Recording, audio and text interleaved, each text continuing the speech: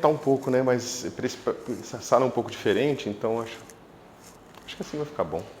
Inclusive a gente vai pegar um quadro maior, né?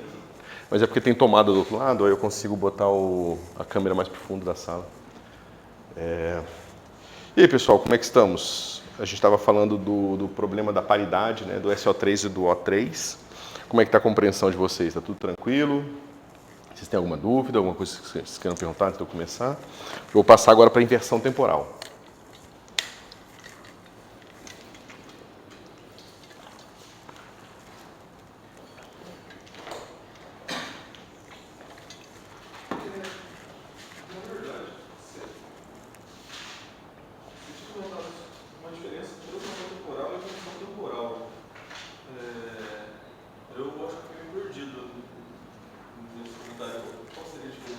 Então, evolução temporal é basicamente aquilo que é governado pela equação de Schrödinger.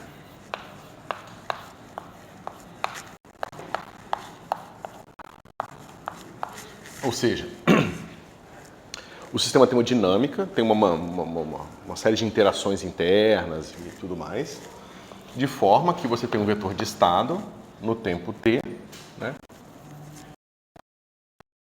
E de acordo com essas interações internas dele, digamos assim, dos seus vários graus de liberdade, ele evolui para um t mais delta t, de forma que agora ele é psi de t mais menos i sobre h cortado h psi vezes delta t. Né? Vou botar assim. Eu escrevi dessa forma para ficar evidente o que está acontecendo. Ou seja, eu jogo esse cara para cá, vai ficar menos i sobre h cortado, e então esse cara aqui é a expansão em primeira ordem Taylor da função de onda, e basicamente eu estou falando o seguinte: o meu vetor de estado ele é modificado por esse operador em particular, tá certo? Isso é evolução temporal. Como que os graus de liberdade interagem de forma que quando o tempo passa eles se modificam. Justo. Translação temporal é outra coisa. Translação temporal eu faço esse experimento todo aqui no tempo t, tá certo?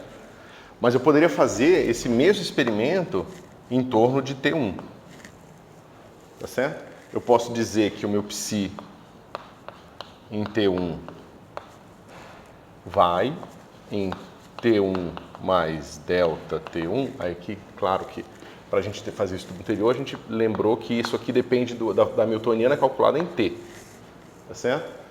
E para a gente justamente concluir que a Hamiltoniana não pode depender explicitamente do tempo para que a translação temporal seja uma simetria do problema, tá certo? Então, isso aqui, né, agora é t1 mais delta t, o mesmo delta t, mesma coisa acontece aqui, né? Aqui é psi de t1 menos i sobre h cortado, h agora em t1, psi. O meu problema para outra fatia de tempo, tá certo? Mas eu não estou fazendo ele evoluir, ok? Isso é bastante sutil e, na verdade, tem vários problemas que aparecem depois na teoria de campos que vêm disso, tá certo? Você pode pensar que você está estudando um problema que está, de uma certa forma, hoje, evoluindo, e esse mesmo problema, aí tem toda a discussão que a gente fez na aula passada sobre esse cara aqui ser igual a esse aqui, para poder estudar a mesma coisa depois. Quando você tem um espaço de Minkowski que tem simetria na geometria, ou seja, a geometria de Minkowski é da forma que se você calcula eventos tipo espaço, tipo tempo, tipo luz, hoje ou amanhã, os eventos são o mesmo, né? Eles não mudam as características. Os tamanhos hoje são iguais aos tamanhos amanhã, né? A mudança de referencial hoje é igual a mudança de referencial amanhã. Só que se você tiver numa geometria tipo de Friedman, ou qualquer geometria que não seja trivial, como o Minkowski, o que vai acontecer é que a geometria hoje é diferente da geometria amanhã. Então, isso aqui já não se torna trivial. Como é que eu digo que o estado hoje é igual ao estado amanhã se a geometria de hoje não é igual à geometria de amanhã? Eu vou precisar de uma certa noção de transporte aqui. Eu preciso transportar esse cara para outra fatia de tempo de forma que ele seja a mesma coisa. Que seja como que eu defina a mesma coisa hoje e no momento que as coisas são diferentes, entendeu? Mas esse é outro papo. Mas essa é a diferença entre a translação e a evolução.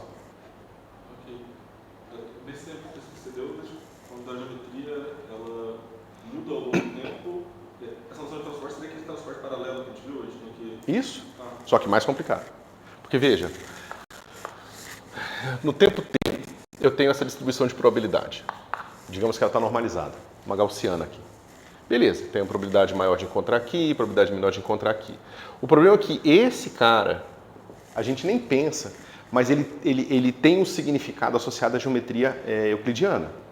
Quando você pensa a posição numa linha, você está pensando na posição numa linha e você mediu as posições nessa linha usando uma régua, e essa régua é uma régua euclidiana, que é 1 metro, 2 metros, centímetros, o que quer que seja que você esteja fazendo ali.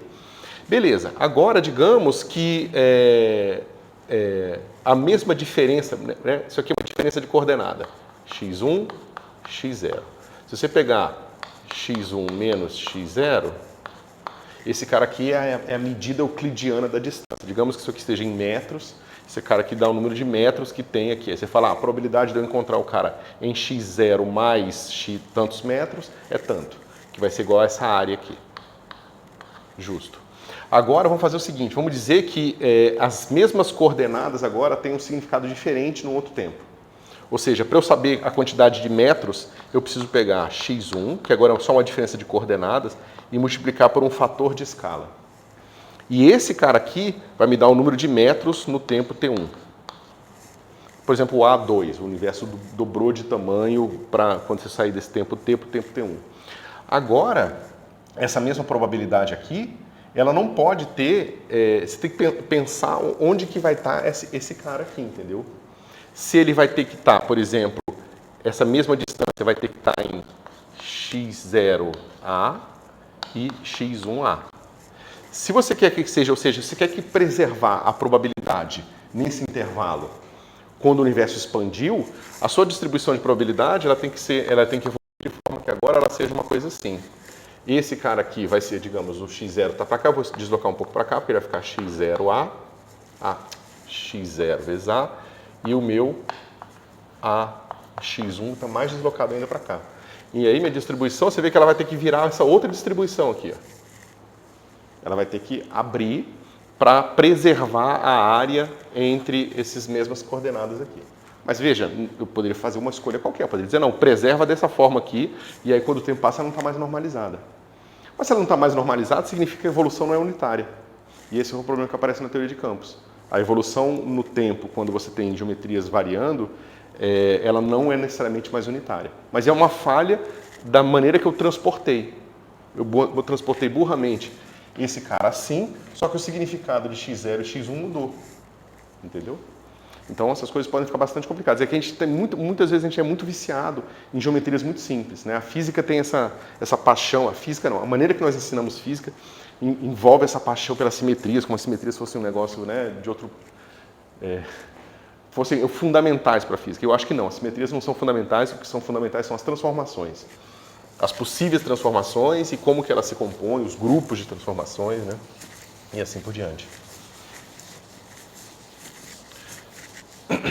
Bom, ficou mais claro?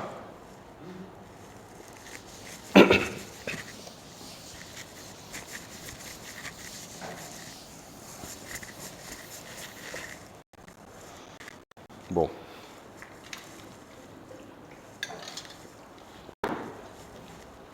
Inversão temporal.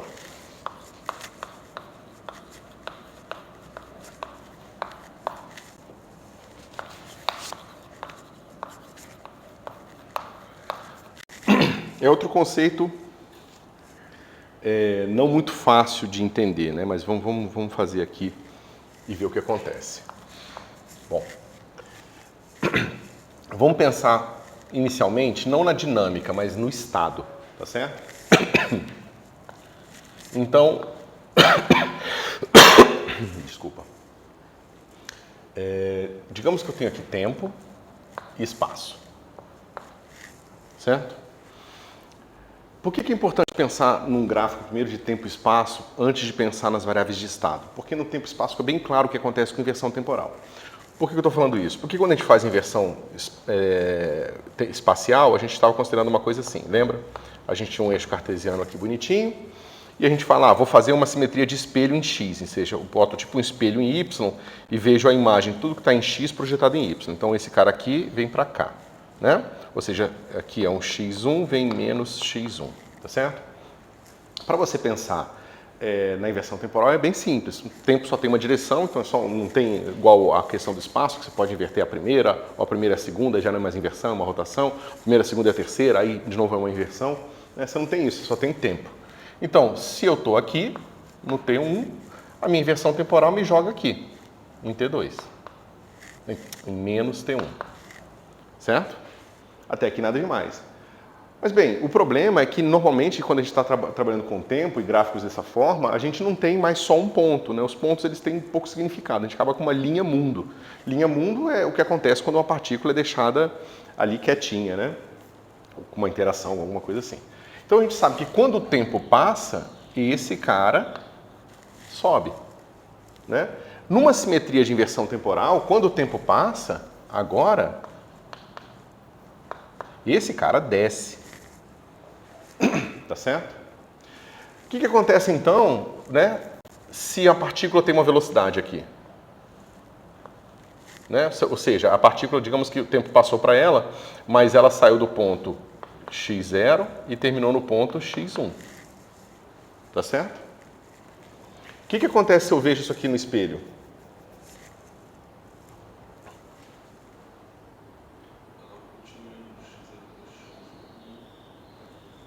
Isso. Ela vem daqui, agora ela vem para cá. Ou seja, a minha partícula saiu, andou a mesma quantidade de tempo, tá certo? E ela veio para cá. Mas, em relação à coordenada original, o que acontece com o deslocamento dela?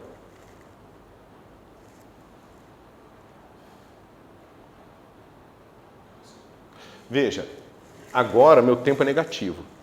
Como é que eu faço para que a gente tenha agora... Ó, o que aconteceu com o tempo aqui? Ele aumentou um delta positivo, ou seja, digamos que o tempo aqui seja 5.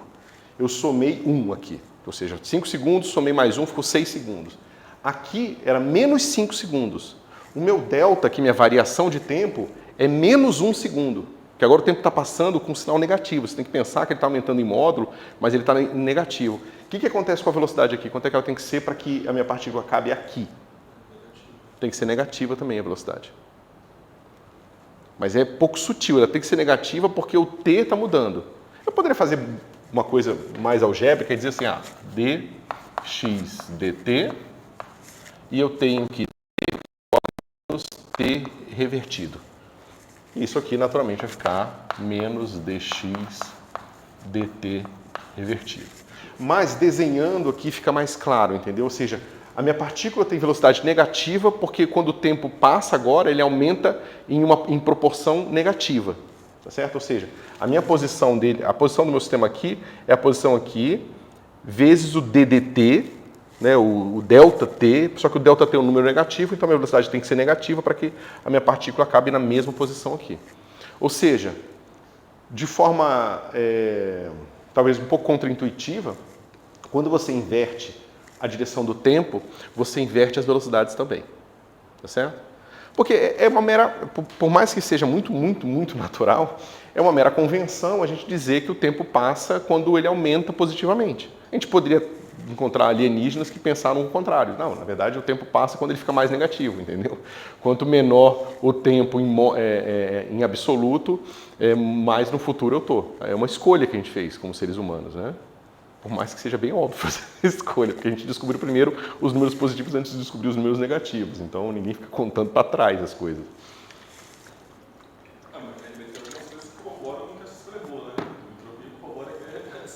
Não, mas eu poderia fazer a mesma coisa e dizer que o tempo aumenta, é só definir tudo ao contrário. Né? O que a entropia faz é que ela escolhe uma das direções como a boa. Tem uma é onde a entropia aumenta e na outra a entropia diminui. Isso é verdade. Mas você pode escolher a convenção de que a entropia aumenta quando o tempo diminui. Por mais que isso seja bastante contraintuitivo. Bom, mas isso aqui é só para entender o que acontece com os vetores de estado. Ou seja, o que acontece aqui é que agora, pensando no momento como momento linear, x vai em x, t vai, né, em menos t, x vai em x e p vai em menos p. Ok? Então, se eu quiser fazer uma transformação agora, eu preciso implementar essas transformações aqui. Bom, vamos primeiro ver o que acontece na mecânica clássica, para ver como é que a gente implementa na mecânica clássica e o que a mecânica clássica diz para a gente sobre a inversão temporal, tá certo? Depois vamos passar para a mecânica quântica. Bom, então como eu falei para vocês aqui, né, V é igual a dx dt. Em coordenada invertida, isso aqui vai ficar dx dtr. Tá certo? Não, isso, obrigado. Menos dx dtr. O que acontece com a equação de Newton? F é igual a m d2 dt2 de x. Se eu faço uma inversão temporal. Mesma coisa, porque eu tenho esse cara aqui. Se eu aplicar esse operador ao quadrado, fica menos 1 ao quadrado, é 1. Então, isso aqui vai ficar m d2x dtr2. Maravilha. Agora, vamos entender o significado disso. Porque, veja, aqui a gente está fazendo uma coisa um pouco diferente daqui. Aqui a gente está vendo claramente um tempo sendo levado no outro. Aqui a gente está definindo, né? Se eu quiser fazer isso aqui de uma forma mais precisa, fica assim, ó, t revertido é igual ao menos o t original. O x no tempo revertido é igual ao x normal. E o p revertido é igual a menos o p original. Certo? Aqui a gente está fazendo... Veja, o TR, ele aumenta como um tempo normal também, porque eu botei o menos explicitamente nele. Tá certo? Então, quando o meu TR aumenta, é a mesma coisa dizer que o meu T original diminui aqui. Tá certo? Esse cara aqui aumenta, esse cara aqui diminui. Como eu falei, se esse cara aqui vai em TR, mas o ΔT positivo agora, ΔTR positivo, esse cara vai em menos T, menos ΔTR, que vai subtrair mais um número dele. Tá certo? Ok. Vamos pensar agora o seguinte. Eu tenho uma solução.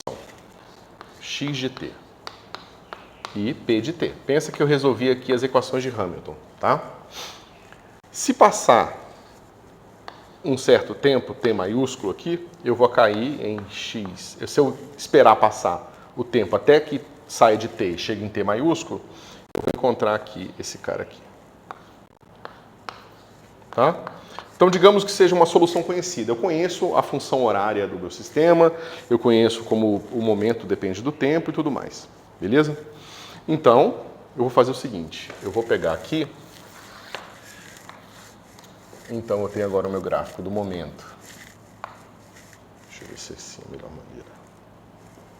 Acho que pode ser. Eu pego esse cara aqui. Então, esse cara aqui é o ponto inicial. Então, digamos que esse cara aqui é o ponto xt e pt, e ele evolui aqui de uma forma complicada até chegar aqui em x de t maiúsculo e pt maiúsculo. Certo? Ok. Agora vamos fazer a seguinte brincadeira.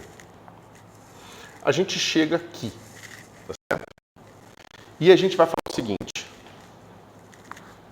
eu vou calcular minha equação de Newton agora, a mesma equação de Newton, para minhas variáveis invertidas, tá certo? E vou fazer a seguinte escolha.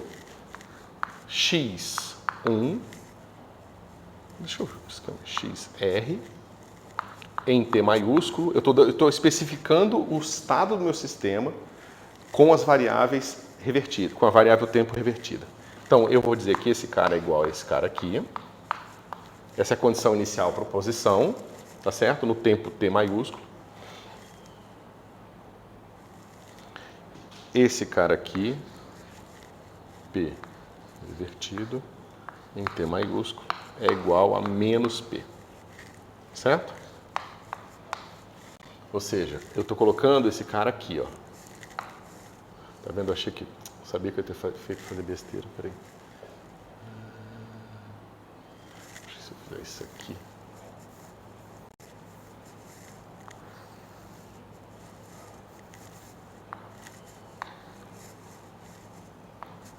Né? Eu estou começando aqui agora o meu problema, tá vendo? o x1 está aqui, o xr está aqui em T maiúsculo e o meu PR está aqui em T maiúsculo. Certo? Essa é a condição inicial do meu problema, nesse tempo aqui. Até aqui algum problema? Tá razoavelmente claro? Por quê? Menos dx dt. Para mim, é uma questão simplesmente de direção. Velocidade não conseguiria ser negativa, no caso. Em inversão temporal, eu entendo que a gente está estudando retrocedendo o tempo, né? Mais negativo, voltando o meu sistema, voltando a fita. Mas velocidade ela tem que ter só a direção, né? Não no sentido temporal. Mas ela tem, né? Porque o propósito da velocidade é justamente marcar o que vai acontecer quando passar o tempo. O problema é que o que significa passar o tempo? Se significa que a variável tempo aumenta em módulo, aumenta, significa que quando a velocidade é positiva, o sistema se desloca na direção de aumentar a posição. Então os dois estão intrinsecamente associados. Você não consegue dissociar a direção do tempo com o sinal da velocidade. Basicamente, velocidade é o quê? X de t mais ΔT é igual a x de t mais vt ΔT.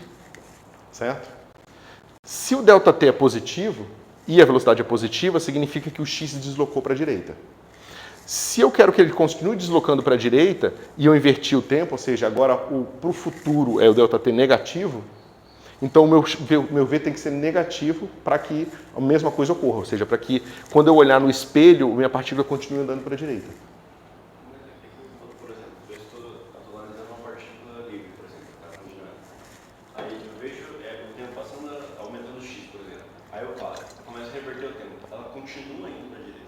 Isso para mim é contra-intuitivo. Ela deveria, naturalmente, ela deveria retornar e veio. Então, ela continua aumentando. É porque você está pensando no seguinte, a direção para o futuro é a direção que você está falando, ou seja, quando eu inverto o sinal do tempo, eu estou levando para onde é o futuro. Eu só estou vendo o efeito de eu trocar o sinal do tempo. Tá certo? O que você está falando é o seguinte, em vez de trocar o sinal do tempo, eu vou trocar o sinal do tempo e vou dizer que o futuro agora é no passado. É um pouco mais delicado. Tá certo? Não estou retrocedendo, não estou colocando menos ΔT e voltando, na verdade. Isso, você não quer inverter o sinal da causalidade, digamos assim. Você quer saber meramente a dependência do seu sistema no sinal do tempo. Você continua mantendo o futuro no futuro. Nesse caso, então, nessa inversão temporal, agora a velocidade negativa é como se fosse convencionado. É a mesma coisa, a questão de convenção do sinal. Isso. É exatamente o que você acabou de falar. Se a gente trabalhasse com um sistema em que o futuro se permanece o mesmo, mas a gente trabalhasse com velocidade, com tempos em que o futuro fosse demarcado para a direção onde o tempo fica mais negativo, fica menor, então a velocidade negativa faria as coisas andarem para a direita. Entendeu? Mais boa pergunta. Ficou mais claro? Essas coisas tem que meditar depois. Não é nem um pouco nada. É engraçado essas coisas, pessoal. Tem tantas coisas na física que são extremamente importantes e que elas partem desse tipo de coisas muito simples. Você poderia pensar isso no ensino médio. Não tem, quer dizer, é difícil e tal, mas é um jogo super interessante e eu acho que abre muito sua cabeça sobre a estrutura da teoria, entendeu? Você entende muito melhor as coisas quando você faz esse tipo de raciocínio. Você vê o quão dependente nós somos de várias ideias que nós simplesmente nem questionamos e nem sabemos que elas estão lá, entendeu? Que a gente fez uma escolha de sinal, que a gente especificou onde é que é o futuro, onde é que é o passado, e a gente sempre faz física pensando que tem um passado, que tem um futuro, e que a gente não inverte o passado e o futuro, isso a gente não faz, entendeu? Bom.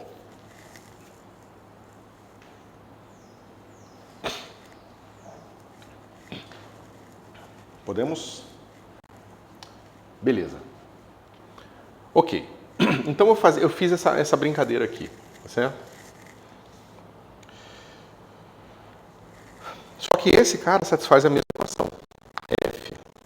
E aí, novamente, eu vou botar o revertido no f, e aqui tem uma como é que se diz?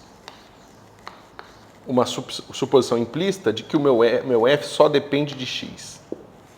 Ou seja, o meu f não depende nem de v e nem de t explicitamente. Por isso, quando eu reverter minha força, ela continua igual. Certo? Então, vocês veem que para o nosso sistema ter a simetria por inversão temporal, que é o que a gente está vendo aqui, a força não pode depender da velocidade, pelo menos não de uma forma simples, e ele não pode depender explicitamente do tempo. Porque se dependesse, na hora que eu invertesse o tempo, a minha equação de Newton não seria mais a mesma. E eu vou usar que a equação de Newton é a mesma para poder resolver o problema. Ou seja, eu tenho F igual a F de x revertido, isso não muda nada, é igual a m d2xr d2. Certo? Bom, mas o x é o mesmo, esse cara aqui é o mesmo, a equação é a mesma. Ou seja, você veja que, do ponto de vista do sistema dinâmico aqui, eu estou resolvendo a mesma equação que eu resolvi antes. Essa aqui, ó. Certo?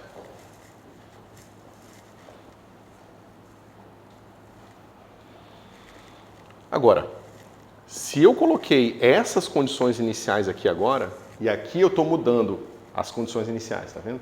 Eu estou colocando que as condições iniciais em maiúsculo do meu problema revertido são essas aqui, mas claramente eu estou invertendo o sinal da velocidade. Tá certo? Bom, a equação é a mesma e aqui o sinal é diferente. Como é que eu faço para ter uma solução dessa equação aqui que satisfaça essa condição aqui?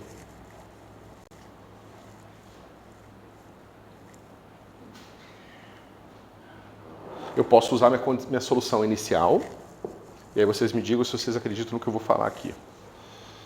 Eu vou dizer que o meu t revertido em t é igual ao minha solução original calculada em 2t maiúsculo menos t.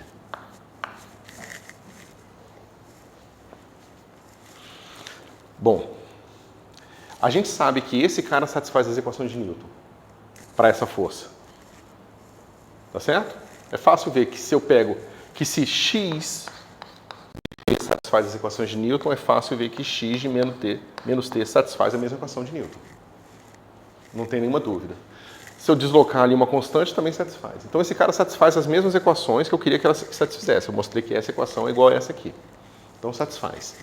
Quando eu calcular esse cara em t maiúsculo, vai ficar x de 2t menos t, que é igual a x de t.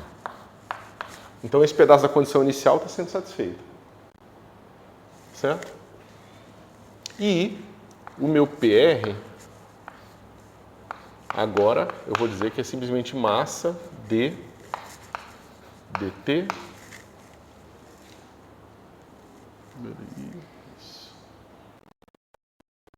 dt.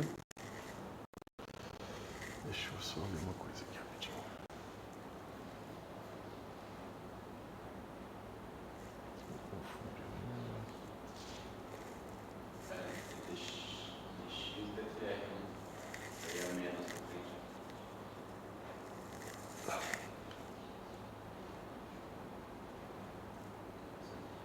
Não, sim, mas é que eu estou fazendo, eu estou...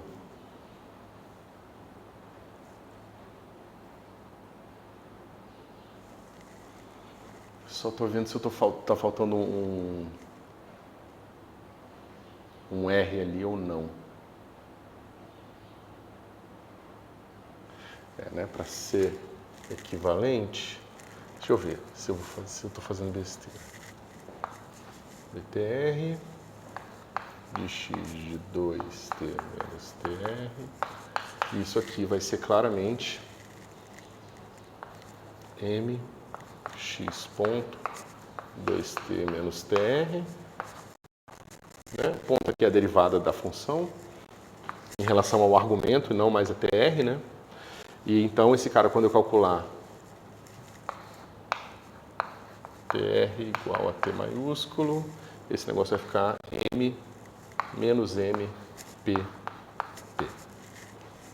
Vocês concordam?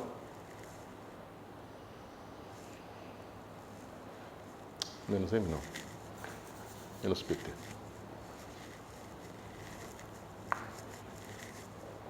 Ok? Deixa eu ver se eu estou perdendo alguma coisa. Sempre tem um negocinho aqui que eu deixo para trás. Ok. Então eu mostrei que essa solução aqui, ó, satisfaz a equação dinâmica, porque esse satisfaz, e tem as mesmas condições iniciais. Tá certo? O que acontece agora quando eu calcular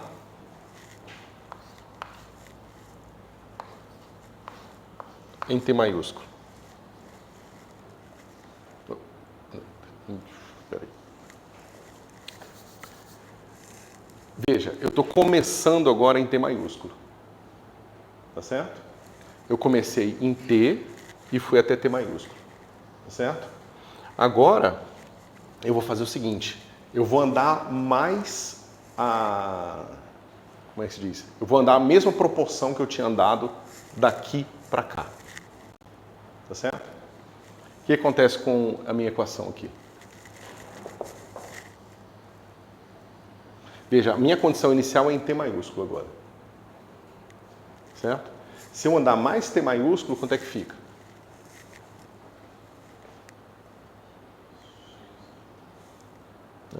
Vai ficar 2. Deixa eu fazer isso explicitamente. Esse cara aqui, daqui para cá, eu andei T menos Tzinho. Vocês concordam? Se eu pegar Tzinho e somar T menos Tzinho, eu caio em T maiúsculo, certo? Então eu estou aqui no meu TR, tá certo? Eu vou andar T menos Tzinho. Tá certo? Quanto é que vai ficar ali a minha solução? Isso aqui vai ser a minha solução inicial em 2T. Ok. Espera um pouquinho.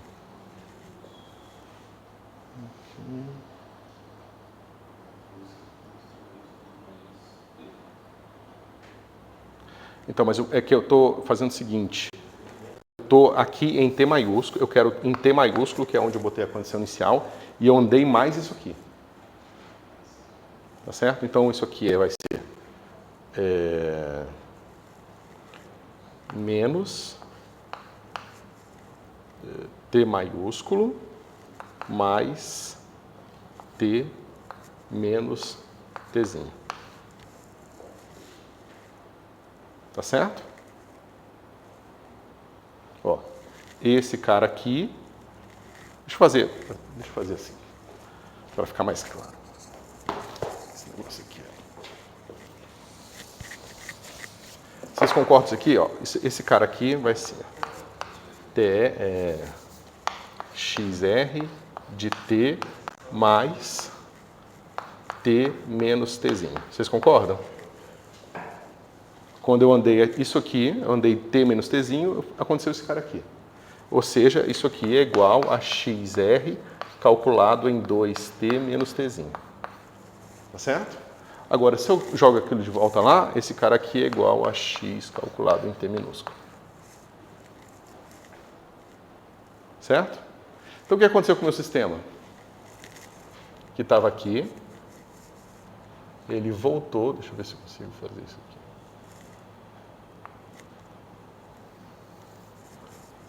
Bom, ele voltou para cá.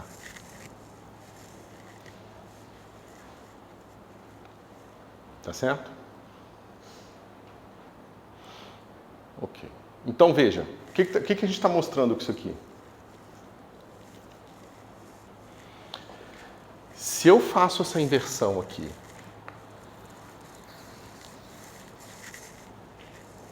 e inverto as condições iniciais do meu problema, ele ele evolui na direção contrária. Certo? Ou seja, um sistema clássico com simetria de inversão temporal, ele tem a seguinte propriedade. Eu posso evoluir ele para o futuro, só que se eu fizer a inversão temporal no estado dele aqui e deixar passar a mesma quantidade de tempo, ele volta para onde ele estava. Ou seja, um sistema com simetria de inversão temporal ele funciona assim. Ele está aqui inicialmente, em P e T. Certo? Eu deixo ele evoluir aqui. Tá certo? Se eu pegar esse sistema e inverter o estado dele aqui, eu vou inverter o estado. Eu estou fazendo uma mudança ativa no sistema. Eu estou falando, essa partícula não está indo mais para lá, agora ela está indo para cá. Com a mesma módulo, mas eu mudo a direção da velocidade. Nesse ponto aqui. Uso isso aqui como condição inicial. Agora eu vou deixar essa mesma quantidade de tempo que passou aqui, eu vou deixar passar de novo e vou ver o que acontece com o meu sistema. E aí ele vai fazer isso aqui. Ele volta para o mesmo ponto da mesma forma. Tá certo? Então, um problema com simetria de inversão temporal, ele tem o mesmo tipo de evolução quando você deixa o tempo passar, só que agora invertido o futuro para o passado. Ok? Claramente isso não é verdade sempre. Como a gente estava falando mais cedo, numa geometria que dependa explicitamente do tempo, como a geometria é diferente, eu inverter as condições iniciais aqui, não é a mesma coisa de eu inverter as condições iniciais em outro tempo. Então, o sistema não vai ter mais simetria de inversão temporal. Pessoal, é um pouco delicado, mas está compreensível? Beleza. Agora vamos fazer essa mesma brincadeira na mecânica quântica e ver o que acontece quando a gente faz a mesma coisa. Ou seja, a gente vai pegar um problema, a gente evolui ele, a gente vai inverter o estado e evoluir ele de novo, mesma quantidade de tempo, para ver se ele volta ao estado original. Para ver se a mecânica quântica tem também, primeiro, como que a gente implementa a inversão do estado e depois se a mecânica quântica tem ou não tem, ou como que a gente mede se ela tem ou não tem simetria por inversão temporal. Ok?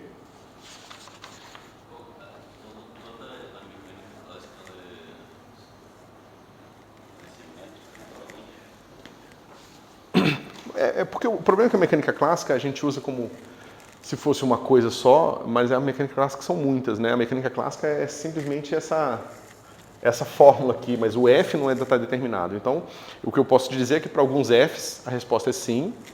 Assim, todas as forças que nós consideramos fundamentais têm essa simetria, que nós conhecemos até hoje, na mecânica clássica, tá certo? Na mecânica quântica isso já não é verdade. Eu penso que tem sistemas como energia, dissipação de energia, até lá é verdade, né? Nesse caso aqui, Não. Se tem dissipação de energia, não tem mais. Bom, depende de como é a dissipação. Geralmente é porque você tem um atrito viscoso com a velocidade, por exemplo, aí pode ser diferente.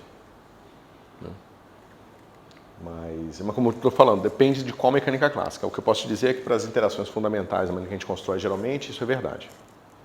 Certo? Bom, então vamos lá.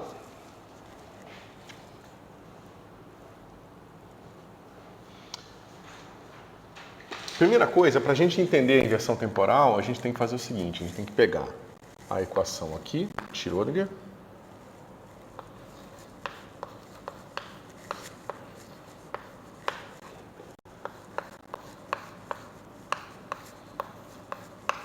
e vamos brincar um pouco aqui com ela. Vamos fazer o seguinte, para simplificar a nossa vida, porque senão eu teria que introduzir um operador complicado aqui, eu vou reescrever a equação de Schrödinger em termos de função de onda, tá? Então, vai para aquele mesmo formato que vocês estão acostumados, tá certo? Só que agora aqui eu estou colocando a componente do vetor de estado, né? Ou seja, a função de onda, e aí você tem que lembrar que agora nessa representação, o operador hamiltoniano é aquelas derivadas que vocês estão acostumados, né? Se tiver P é dd menos IH cortado ddx, assim por diante. Ok. O que acontece agora se eu faço uma inversão de t indo, né? Ou seja, eu faço t menos em TR, que é igual a menos T. É mole, fica menos I, H cortado, D, DTR, psi, igual H, psi. Justo? Nada demais. Só que agora, claramente, a equação, diferente da equação de Newton, tem uma coisa aqui já acontecendo meio diferente, que é esse menos aqui na frente da minha derivada, né? Ou seja, aqui a equação de Newton é de segunda ordem. A equação de segunda ordem é como se fosse um quadrado ali, né? E por causa disso, se você inverte o sinal do tempo, não muda nada. Mas agora muda, porque tem uma derivada, a equação de Schrödinger é uma equação de derivada primeira. Na verdade, não é exatamente uma equação de derivada primeira, porque você pode lembrar que eu já discuti com vocês que o I é o gerador de rotações. Então você pode pensar que esse cara aqui é um gerador e esse cara é outro gerador. E aí você tem um gerador segundo ali, mas é um pouco mais complicado, mas isso é para outra história.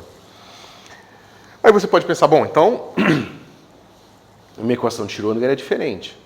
Como é que eu faço, digamos, para encontrar uma maneira de voltar à equação de Schrödinger original que eu tinha?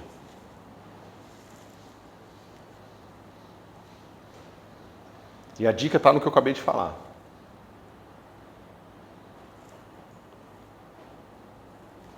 Vamos tirar o complexo conjugado da expressão inteira. Vai ficar assim. Né? Esse negócio vai ficar assim. I, H cortado, D, psi, estrela, D, TR é igual a H, complexo conjugado, psi, complexo conjugado. Certo?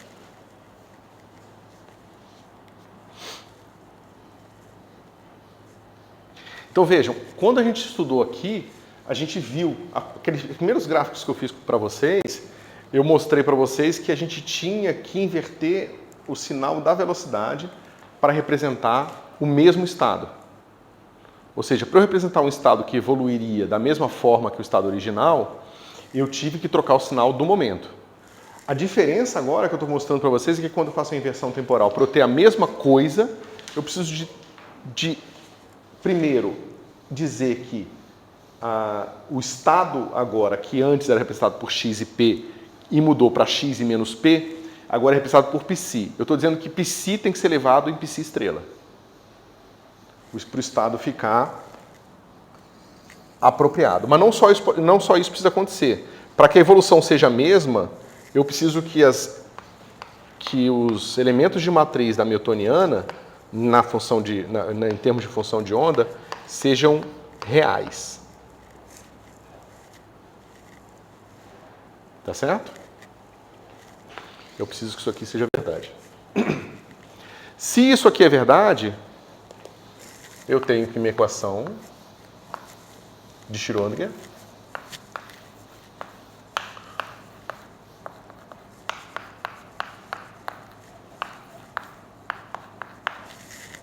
é a mesma.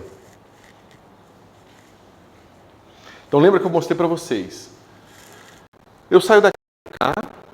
Para eu sair daqui para cá, eu preciso inverter, né? Se eu saio daqui para cá quando o tempo aumenta, eu faço uma inversão temporal.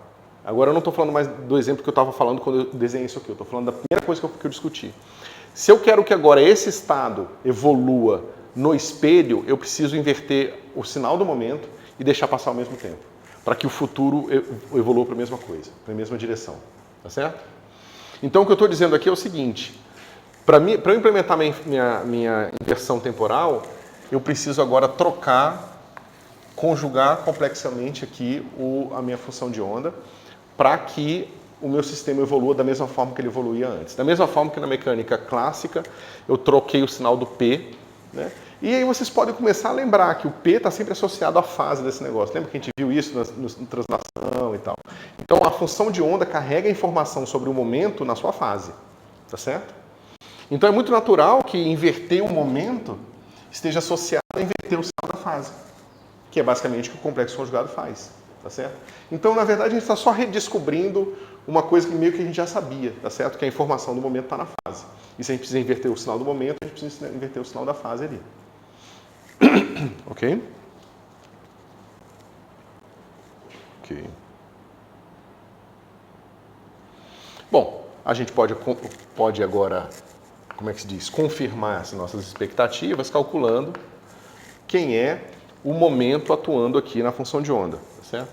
Bom, isso aqui a gente pode escrever como sendo menos IH cortado d dx de psi estrela, certo? Só que muito bem, eu posso botar esse complexo conjugado em todo mundo. Então vai ficar assim, ó, IH cortado d dx de psi. E eu boto o complexo conjugado depois. Tá certo? Mas veja, isso aqui é menos P chapéu psi complexo conjugado.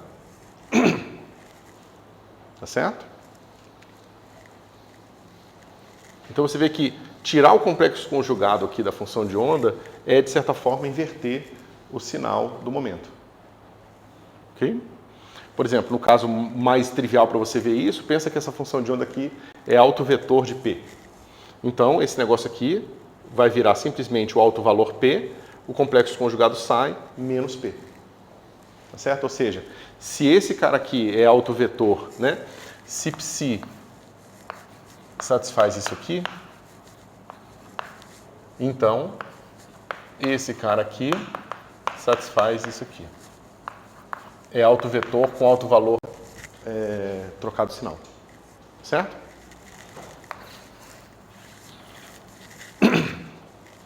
Ok. Então vamos lá. Então vamos fazer o seguinte. Vamos deixar isso aqui em aberto por enquanto. Certo? Vamos deixar a newtoniana. Quando eu tirar a minha complexo conjugado, eu vou deixar a newtoniana com o complexo conjugado aqui para ver o que acontece com o meu problema, tá certo? Quando eu fizer essa mesma brincadeira que eu estou fazendo aqui, certo? Então eu não vou supor que isso aqui é verdade por enquanto. O que acontece quando eu evoluo minha função, meu função de onda de um tempo zero, né, para um tempo t maiúsculo? Aqui, para simplificar a vida, em vez de partir de tzinho, eu parti de zero. Tá? Eu devia ter feito isso antes, mas acho que assim fica bom. Bom, a gente sabe que isso aqui é exponencial de menos IH t sobre H cortado, aplicado em psi zero. Alguma dúvida em relação a isso aqui, pessoal? Né?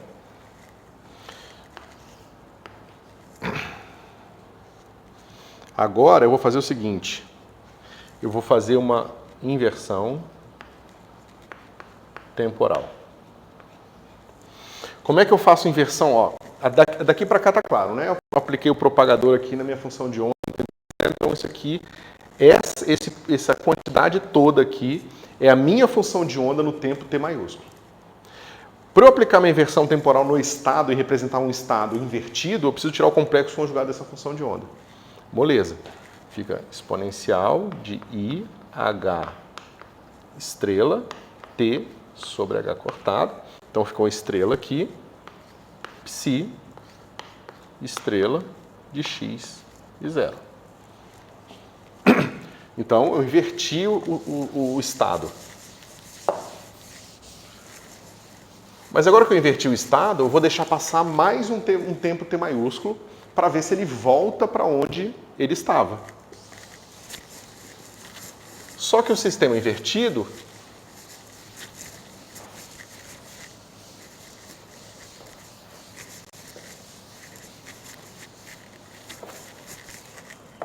né? Para fazer a analogia com o que eu estava fazendo antes, eu aplico a evolução para frente no tempo da mesma forma que eu estava fazendo antes. Então, eu posso fazer esse negócio para cá. Então, eu evoluo mais t maiúsculo, ou seja, eu aplico de novo o meu propagador, menos i, t, menos i, h, t, sobre h cortado, nessa brincadeira toda, que eu já posso escrever assim, exponencial de menos i, h estrela, t, que é mais, sobre h cortado, psi estrela de x e zero. Certo? E aí, pessoal? fica evidente o que a gente estava falando, né?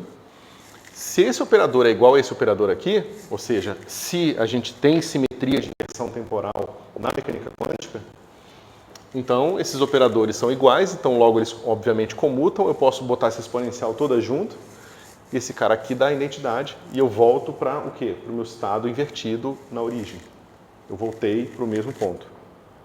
Então da mesma forma que eu fui, inverti, eu volto, na mecânica quântica está acontecendo a mesma coisa.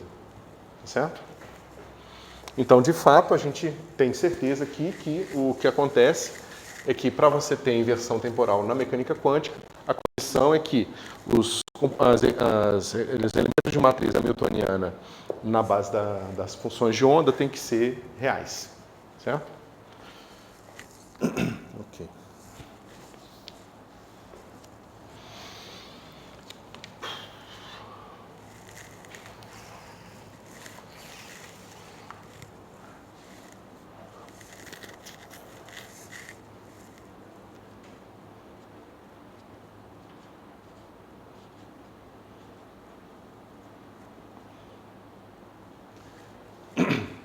Como é que a gente faria isso aqui? Por que eu geralmente não ensino? Bom, o livro não faz, mas por que a gente não faz isso em termos dessa equação aqui, pessoal?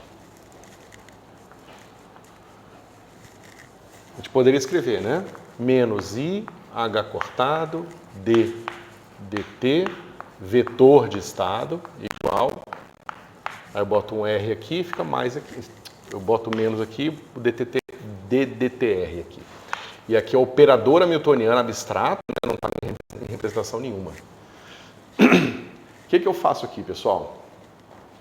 Para representar o meu operador de inversão temporal, sem ter que fazer o truque de descer aqui para... Veja, o truque foi eu desci para a representação da função de onda e tirei o complexo conjugado, porque agora são números, isso aqui são números complexos. Eu posso tirar o complexo conjugado de números complexos. Mas eu não sei o que é complexo conjugado de um vetor de estado, isso não faz sentido, certo? Mas a gente pode definir um operador, deixa eu usar, que tem a seguinte propriedade. Ele é um operador que não é linear, é um operador antilinear. A gente já viu isso quando a gente falou que o produto interno no espaço de Hilbert é antilinear na esquerda. Lembra, né? O I, quando sai pela esquerda, ele sai negativo. Um operador antilinear aqui na unidade imaginária é um operador que satisfaz isso aqui.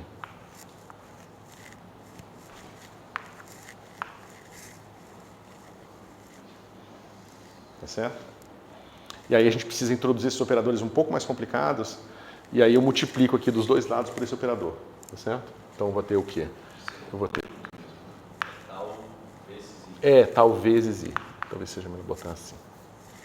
Isso. É porque tal é um operador, né? E aí ficaria uma coisa assim. tr de tal psi. Então, a aplicação desse operador em psi é justamente o que eu preciso para... como é que se diz? O que eu preciso para inverter o estado aqui do ponto de vista mais abstrato, tá certo? E aqui é a mesma coisa, ó. Eu boto tal, H, e aí você pensa, bom, mas como é que eu faço o tal chegar no psi?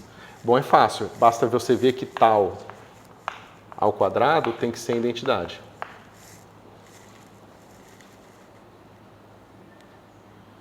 Ou pelo menos um operador normal, digamos assim, que comuta com I, né? Porque se eu aplicar o tal aqui de novo, vai ficar tal ao quadrado, aí o tal vai passar pelo I, vai trocar o sinal pela segunda vez e vai ficar aqui. Então, tal ao quadrado, a gente pode botar como uma identidade, mas poderia fazer uma coisa mais complicada inicialmente, tá certo?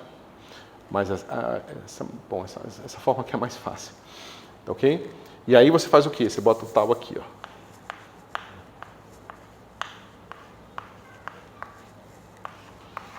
Então, isso aqui seria o complexo conjugado de T, certo? Ou seja, se tal H tal igual a H, a gente tem, né, se H comuta com tal, isso aqui é a mesma coisa, né? Eu posso multiplicar pela esquerda aqui, vai ficar assim. H... Isso aqui está hiper simplificado, eu estou pulando várias coisas, tá, pessoal? Só para vocês terem uma ideia do que acontece aqui.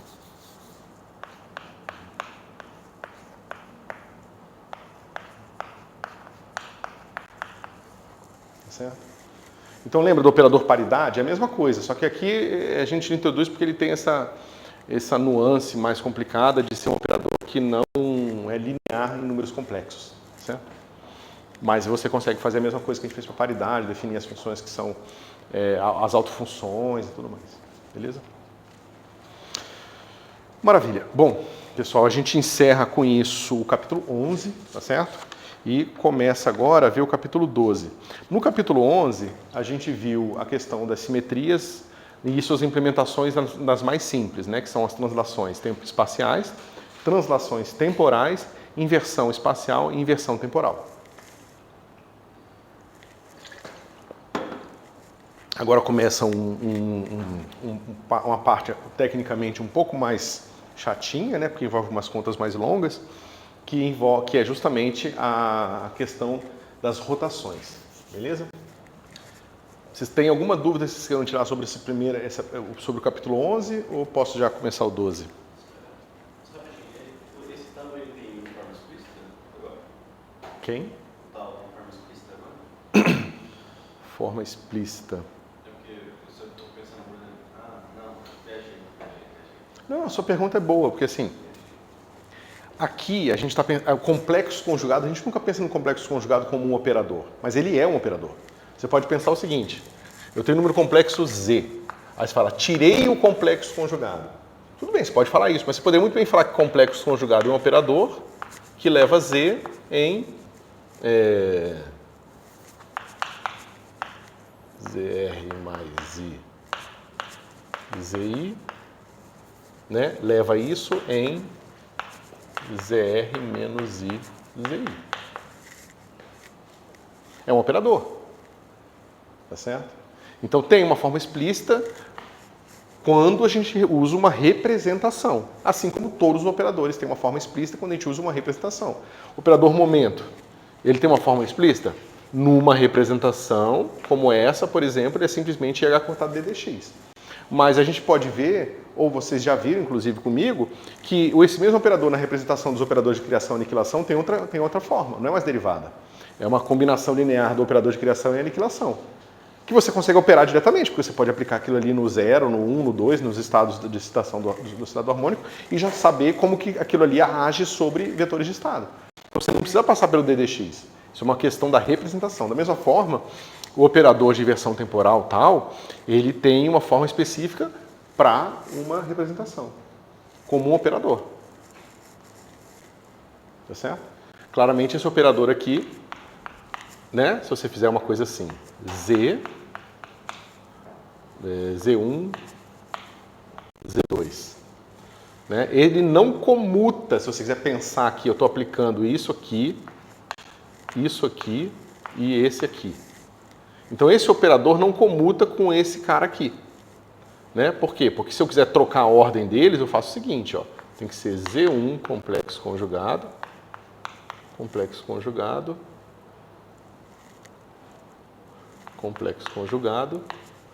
Z2, que é igual a Z1 complexo conjugado Z2. Agora tem que lembrar, ó, se eu tiro o complexo conjugado Z2 e tiro duas vezes, dá o próprio Z2, por isso que ficou só Z2 aqui. Mas eu posso fazer isso assim, ou seja, essa mesma expressão eu poderia escrevê-la assim, ó, Z2 complexo conjugado, Z1 complexo conjugado.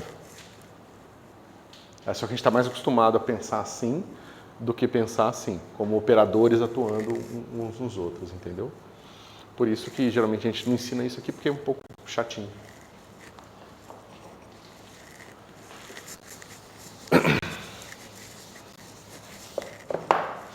Então vamos lá. Mais uma coisa? Deixa eu tomar mais uma água aqui, dá tempo para vocês pensarem.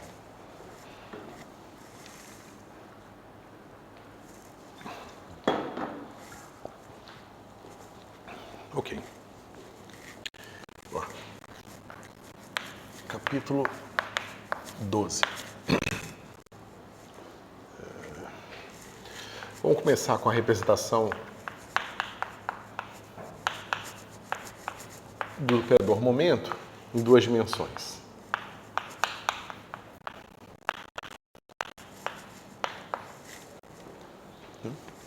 Se eu quero fazer uma translação arbitrária, como é que eu faço? Eu tenho aqui meu operador vetorial, tá certo? Primeira vez eu acho que a gente introduz esse tipo de objeto, tá certo? O que é um operador vetorial? Um operador vetorial é um operador que é um vetor cujas componentes são operadores.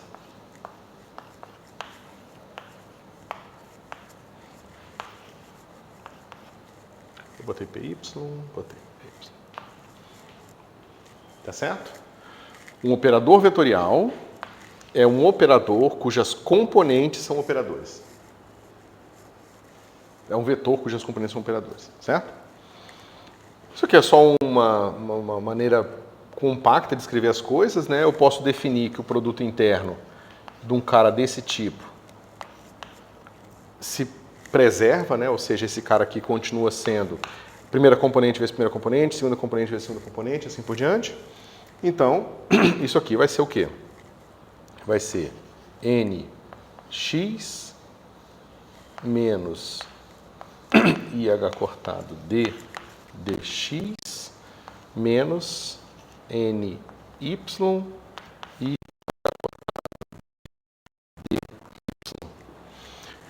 o que é isso aqui? ddx vezes nx, ddy vezes ny, isso aqui, se vocês lembrarem, é o que a gente chama de derivada direcional, né? Esse cara aqui vai ser igual a menos i, deixa eu botar um aqui, menos i, h cortado, d, dn, né? Só botei assim, isso. Ok? Então eu posso calcular agora a direção, a translação do meu sistema numa direção n chapéu qualquer, compondo o meu operador agora com uma direção arbitrária. Tá certo? E veja, isso era muito natural, porque quando a gente estudou os operadores de translação, a gente viu que os operadores de translação ou transladavam em x e transladavam em y. Mas para transladar numa mistura dos dois, eu preciso de uma coisa assim, tá certo? Então, você tem que uma translação numa direção A vetorial qualquer é simplesmente exponencial de menos I A. Aí eu vou fazer assim, A seta sobre módulo de A, escalar P sobre H cortado. Ok? É a direção, o módulo, né? Eu estou definindo que A é igual ao módulo de A. Ok? Bom, mas se eu botar isso tudo junto, claramente vai ficar uma coisa mais simples. Vai ser exponencial de menos I A P sobre H cortado. Ok? E esse cara aqui vai gerar translações agora numa direção arbitrária.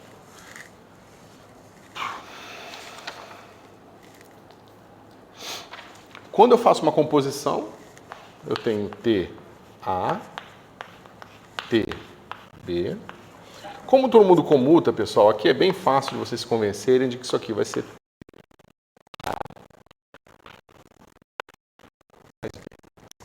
Estou usando bom, eu estava usando a notação assim, então deixa eu manter para não confundir vocês.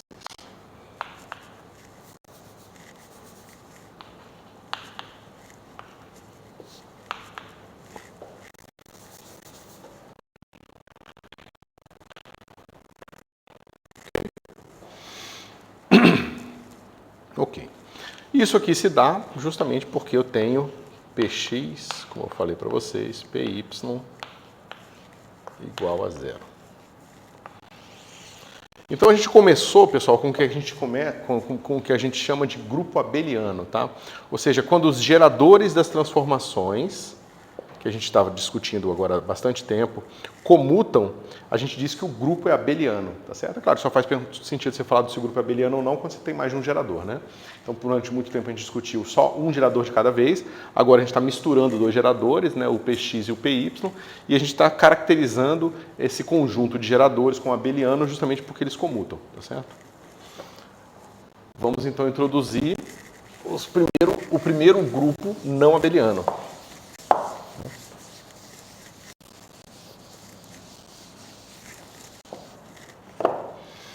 Para isso, vamos ver como é que a gente implementa a rotação. Bom, se vocês lembrarem, a gente implementou a translação simplesmente adivinhando a forma, né, que a transformação era dada de uma forma assim, certo? Mas, se você olhar bem, isso aqui não tem nada de mecânica quântica nisso, na verdade. É simplesmente uma translação clássica. Eu estou falando que x vai em x mais epsilon, tá certo? E, em geral, a gente pode fazer isso para as outras transformações também. A gente não precisa fazer isso só para a rotação, a gente pode para a translação, a gente pode fazer para a rotação também. Então, é mais fácil você pensar simplesmente nas transformações dos pontos no espaço. Tá certo? Então, x e y se transformam sob uma rotação agora em x barra e y barra, que são dados por o quê? Cosseno θ menos seno θ, seno θ, cosseno θ, aplicado em x e y, certo? Pessoal, é sempre bom você, quando está fazendo esse tipo de conta, tentar lembrar onde fica o menos do seno, tá certo? E o menos do seno vai estar associado se a rotação é horária ou anti-horária, ok? Essa aqui é o sentido horário. Qual a maneira fácil de você ver isso? Calcula em π sobre 2. Em π sobre 2 vai ficar menos 1, 1, 0, 0. Então, significa que, quando você aplicar aqui, o x vai em menos y, né? Então, o x vai em menos y e o y, né, vai em x. Então, é esse horário aqui, ó. Y vai em x e x vai em menos y. Então, é sentido horário. Negativo significa que o y vai em menos, o x vai em menos y, certo? Ok. Por que eu estou falando isso, pessoal? Porque aquela brincadeira da translação aqui ser horária e quando você olhar a função de onda, o argumento, desculpa, o fato da translação aqui ser positiva e no argumento da função de onda ser negativa, vai se preservar em tudo. Só que agora significa que se eu translado o vetor de estado horário, o argumento vai anti-horário. Tá certo? É sempre assim. Um vai com uma transformação e o outro vai com a inversa dela. Ok? Quando eu faço rotação, o que eu quero que aconteça com meus momentos? A mesma coisa. Se vocês pararem para pensar um pouco, vocês vão ver que não tem nenhuma razão em eu girar as posições e não girar os momentos. Por mais que eu pudesse definir uma transformação como essa, tá? Nada me impediria. Mas eu não vejo nada que a gente poderia ganhar com isso. Assim, não parece nada intuitivo, nem representa nenhum sistema físico conhecido.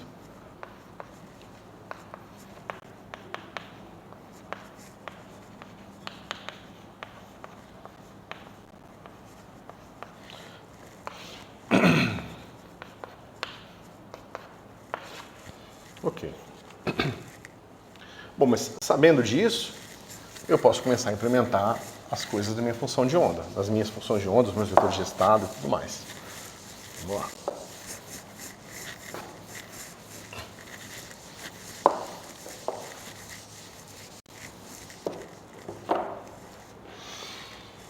Então eu quero o seguinte, eu quero que o meu psi vá num vetor de estado que representa o mesmo estado girado no sentido horário, tá certo? Representado por um operador unitário que representa na mecânica quântica o que a minha rotação R, que é esse cara aqui, vou chamar de rotação R. Então, a representação em termos de operador unitário que vai transformar um vetor de estado dessa matriz aqui é dado por esse operador aqui, certo? E claramente, pessoal, eu quero que esse cara seja unitário. E eu quero que ele seja unitário porque eu não quero que ele mude o módulo do vetor de estado. Eu não quero que, depois que eu mude, que eu rode meu estado, minha função de onda não esteja mais normalizada, ou qualquer maluquice do tipo, certo? Bom. Ou seja, eu quero que isso aqui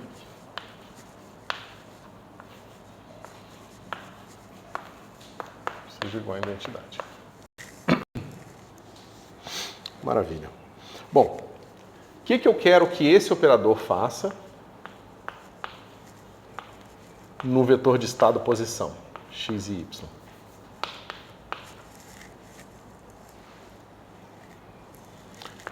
Né? É só olhar para cá. Eu quero que isso aqui fique assim. Cosseno θ x menos seno θ y e cosseno θ y mais seno θ x. Ok? Bom, aqui a gente ainda conseguiria andar mais, a gente conseguiria fazer mais coisas usando translações ou rotações finitas, tá? Mas como quando a gente introduzir rotações em outras direções, elas não vão comutar, é mais conveniente a gente já partir direto, sair do grupo e ir para a álgebra, tá certo? O que eu quero dizer com isso? Vale a pena a gente estudar essas transformações em torno da identidade. É claro que eu já escolhi o θ aqui de forma conveniente para que θ0 represente a identidade, né? Então eu posso simplesmente expandir esse negócio para θ pequeno, tá certo? Então a gente vai ter o seguinte. O R para θ pequeno, ele vai ficar como? Identidade menos I, epsilon, Z. Essa rotação é uma rotação em torno do eixo Z, por isso que eu vou botar já o epsilon Z aqui, tá? E da mesma forma eu vou falar que o operador que gera é também LZ. E eu corrijo aqui a unidade com H cortado, né, como sempre.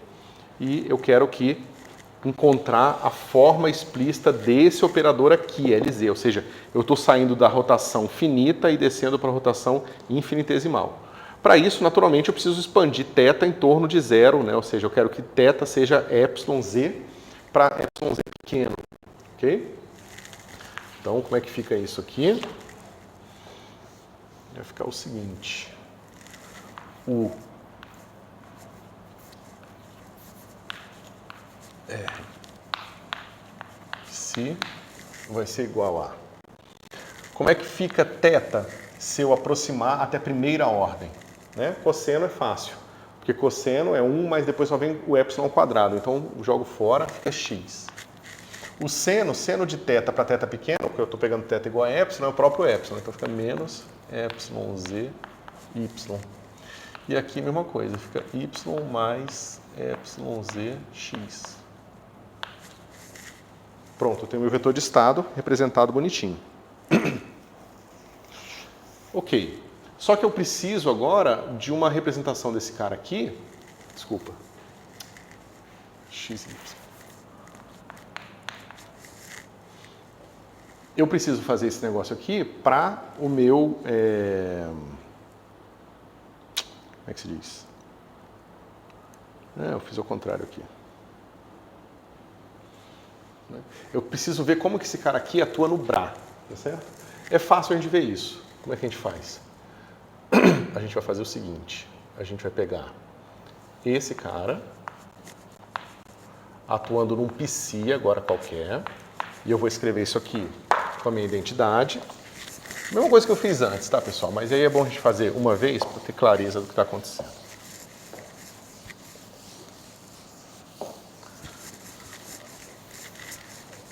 Então, isso aqui vai ficar integral dx dy e vai ficar u r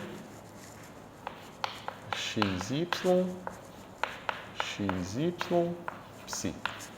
Ok?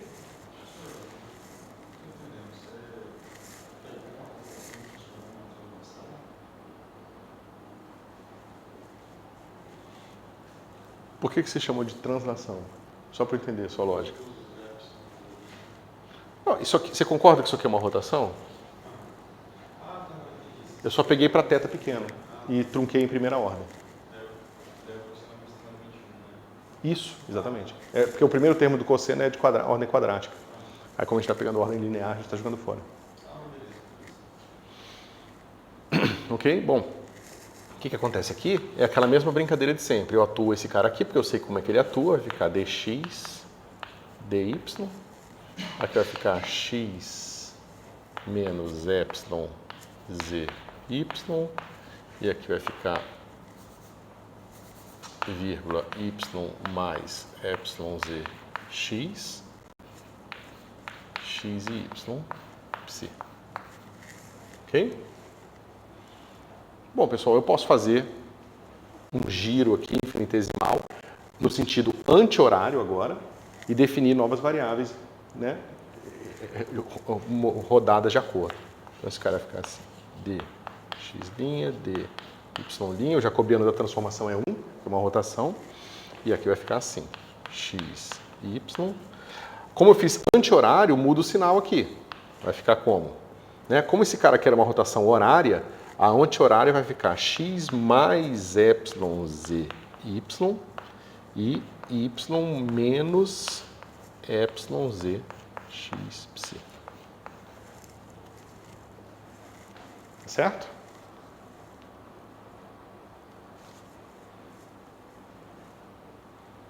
Ou seja, x e y, o r psi é igual a psi de x mais epsilon z y, y menos epsilon z x. É como eu falei para vocês. Quando o menos está aqui na entrada do x, é porque a rotação é horária.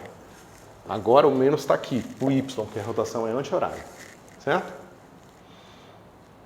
Ok. Bom, mas agora eu posso colocar aqui a minha aproximação, né? Vai ficar assim.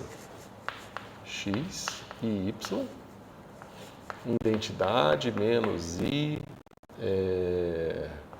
epsilon z, lz operador sobre h cortado, psi, igual, e eu posso expandir esse cara aqui em Taylor. Né? Como é que fica esse cara aqui expandido para epsilon pequeno? Fica psi de x e y, e aqui vai ficar assim, mais epsilon z d psi dx, epsilon z vezes y, menos epsilon z x d dy. Ok? Bom, identidade, corta com esse cara aqui. Vai sobrar aqui a representação em termos de função de onda dz, vai ficar assim. Eu já vou passar o i para cá, tá certo? Vai ficar assim. H cortado, I que multiplica. E o epsilon z está aqui, eu já vou botar o epsilon z aqui também, porque ele fica em evidência. Aí vai ficar assim, y d dx psi menos x d dy psi. Certo? Eu só cortei esse cara com esse cara aqui. Esse aqui eu já joguei o i e o h cortado para a direita. O epsilon fica aqui, corta aqui com esse cara aqui. Tá certo? Mas o que é isso aqui, pessoal? O que é IH cortado DDY? Desculpa, menos IH cortado DDY. É PY. E o que é IH cortado DDX? É menos PX. Então, isso aqui é X PY menos Y PX. Atuando no psi. Quantizei o vetor de estado aqui. Tá certo? Então, esse cara, você pode se preocupar com a ordem dos operadores aqui, mas eles comutam, né? A gente sabe que PX comuta com Y e o X comuta com PY, então tanto faz. Então, a gente acabou de encontrar a cara para o LZ, explicitamente. Partindo da transformação do estado físico aqui, de uma partícula pontual.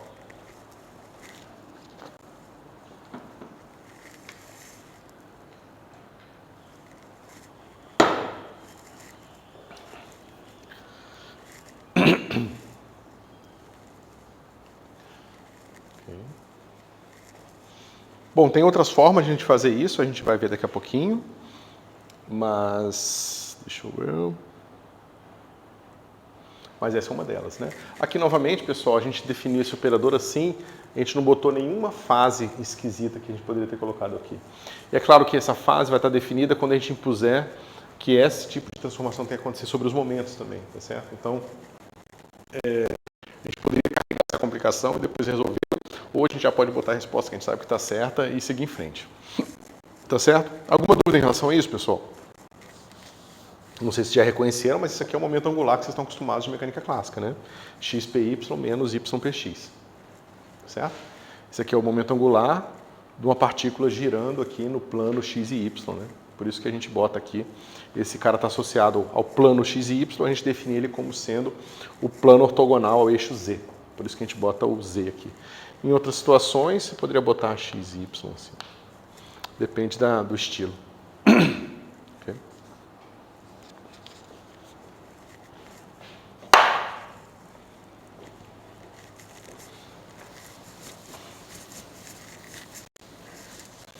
Bom, como a gente viu da outra vez, essa aqui é a versão passiva. A versão ativa seria a seguinte. O infinitesimal em x, ele tem que ser x menos epsilon z y. Certo? E aí segue todos os outros. Y, R, vai ser y mais epsilon z x. Então aqui a gente não precisa falar de função de onda, a gente simplesmente fala dos operadores. E a mesma coisa, px menos i epsilon z py, e aqui r.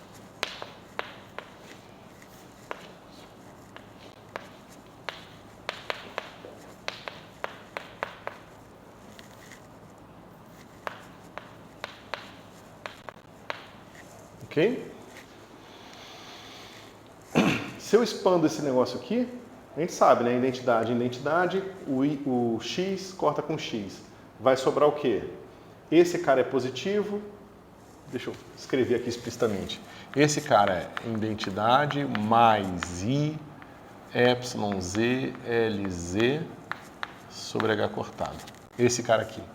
E esse cara é identidade menos i epsilon z lz sobre h cortado. Certo? Se eu expando e pego em primeira ordem, eu vou encontrar o seguinte.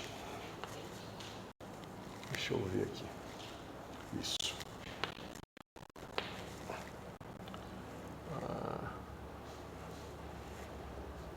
Peraí, se eu não estou fazendo uma besteira. Deixa eu fazer explicitamente aqui o primeiro. Então, pessoal, fica assim, ó.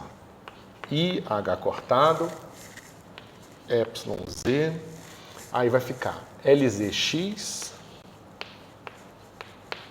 menos XLZ igual a menos epsilon z y. Tá certo? Se eu corto esse cara com esse cara aqui, multiplico por menos i e divido por h cortado, vai ficar... Tá errado aqui. É sobre h cortado, isso. Então, se eu faço isso com a lei, vai ficar assim. Menos i, multiplico por h cortado, vai ficar LZ x é igual a IH cortado y. Tá certo?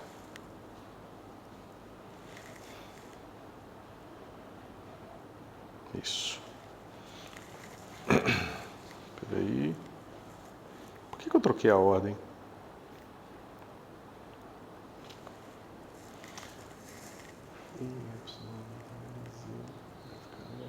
Tá certinho. Passa pra cá. Fica assim. Ah, tá certinho. Ok. Como é que ficam os outros?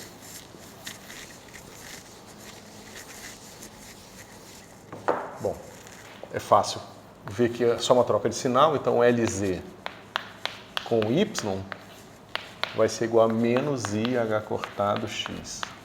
Tá certo? E a mesma coisa vale para os momentos. LZ com PX vai ser igual a IH cortado PY. E o LZ com PY é igual a IH cortado menos IH cortado PX. Tá certo? Vocês vejam então que a gente tem uma álgebra de Lie muito mais rica agora. Tá certo? A gente tinha a nossa álgebra de Lie era Px, Py igual a zero. Isso é um pedaço da nossa álgebra. Agora a nossa álgebra somou todos esses elementos mais. Não? Então a gente tem mais esses caras todos aqui. E ainda falta a gente calcular o comutador do... Bom, aqui não tem. LZ com LZ é zero.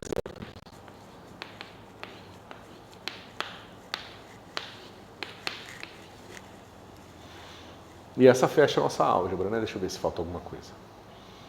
Né? Claro, a gente tem os comutadores de x com x, os comutadores de x com y, né? Mas assim, no que diz respeito a translações e rotações, essa é a nossa álgebra de Lie. Tá certo? Não é mais uma álgebra abeliana. Por mais que ela tenha uma subálgebra abeliana, ela como um todo não é mais abeliana. Certo? Justamente porque esses caras aqui não comutam. As rotações não comutam com as translações. Tá certo? E eu acho que por hoje... Isso. Por hoje é só.